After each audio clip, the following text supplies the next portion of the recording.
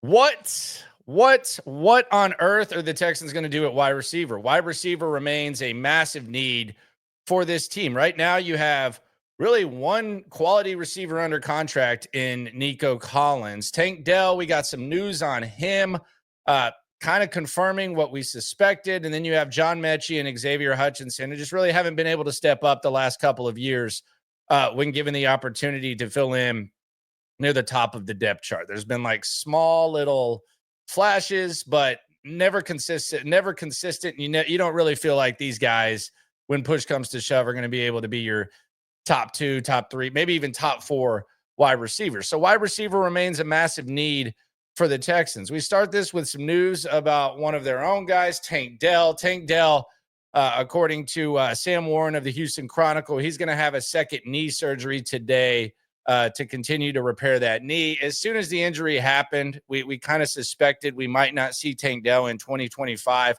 D'Amico Ryans, when asked about it, has talked about how his spirit is the most important thing.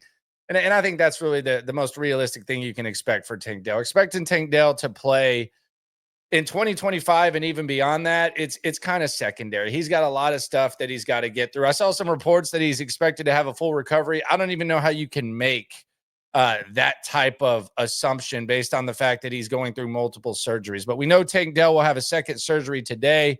It's his second surgery in a few months. So let's not count on Tank Dell being on the team in 2025. I think most people didn't, but if you were, maybe you're kind of creeping to that side.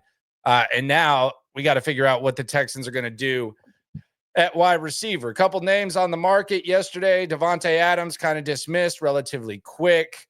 I don't think that the Davante Adams dream seems realistic at the moment. There's talks that he wants to be on the West Coast. There's talks that he wants to play with Aaron Rodgers. We've talked about the Stephon Diggs thing.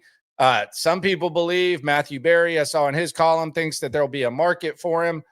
We'll see on Stephon Diggs, but a couple of names on the market that are intriguing and could be good options, decent options for the Texans' thin wide receiver room. Tyler Lockett.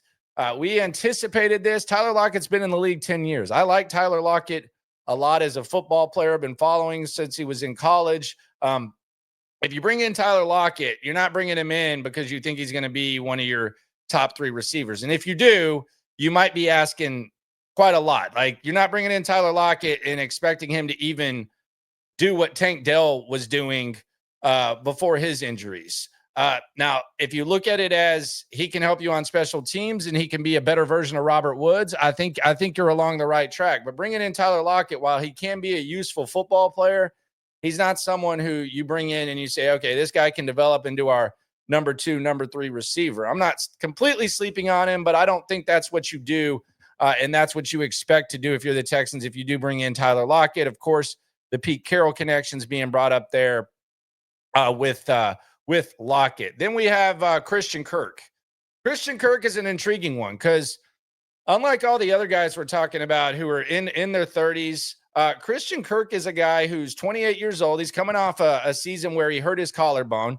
He kind of found himself in a situation in Jacksonville where the first year it went really well when they signed him in free agency. He had 1,108 yards, 84 receptions, 8 touchdowns. They made the playoffs. And then as soon as stuff started to kind of crumble, that's where you saw his numbers kind of drop. And it can be proportional to the quarterback, Trevor Lawrence. Trevor Lawrence's best year was Kirk's first year. And then as we saw Trevor Lawrence kind of get shaky, we saw kind of a decline, and we saw the injury with Christian Kirk. I think Christian Kirk, of all these veteran options that we're talking about, I think he might be one of the best ones. I think he can be one of your top 3 receivers. I still think you can bring in guys. You could still draft a guy in the first round, but you could do a lot worse than Christian Kirk. I think Christian Kirk is one of the more intriguing options. I don't know how they look at him as a fit, but just as far as on paper, 28 years old, still a lot of good ball left. And I mean, I think you can directly point to the Trevor Lawrence, the shakiness of Trevor Lawrence in Jacksonville, and his decline, as well as a collarbone injury, which should be easy for him to recover from. The other thing is this. It's kind of a warning about signing wide receivers in free agency. Christian Kirk was like the prized guy in free agency. These guys are always on the market a few years later. So it's not really like signing top end guys that are going to seek their first big contract in free agency. That's not the way to do it. You get these guys on bargains and you bring them in. I think Christian Kirk is kind of a balance between a guy getting that payday and a guy that's far, far, far on the back end of his career. I think he's somewhere in between that. And I think he's intriguing. And the other thing is this: Jacksonville's not just completely getting rid of him because he stinks and he's washed. I mean, they found Brian Thomas last year in the draft in the 20s.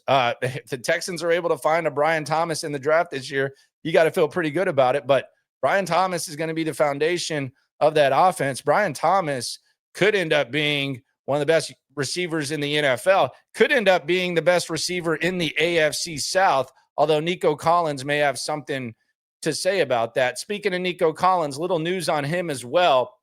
The Texans clear $9.8 million in cap space a few days away from free agency with a restructure of Nico Collins' contract. Now, they described it as a simple restructure. I don't know what the hell that means. I'll be honest with you. I'm not a cap guy.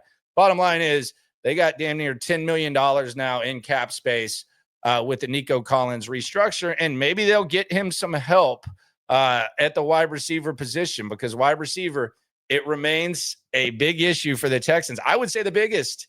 You can coach up these offensive linemen. I don't think they're going to be great, but you can coach up these offensive linemen as is.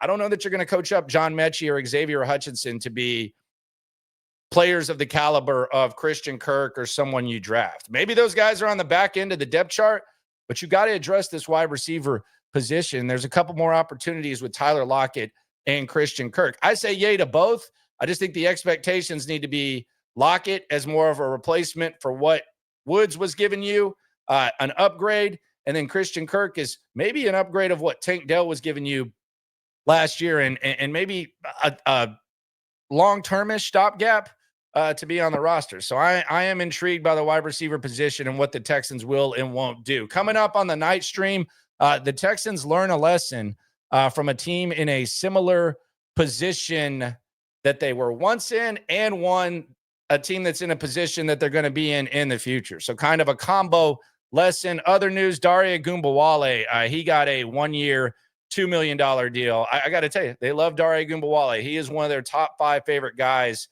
in that locker room. I think Dare Ogunbowale might be a Houston Texan for the next 40 years. Kind of exaggerating, but I don't think Dare is ever going to die. They love what he brings. Still needs some help at running back too. But right now, wide receiver, that's the focus. Christian Kirk, I say yay. Tyler Lockett, I say yay.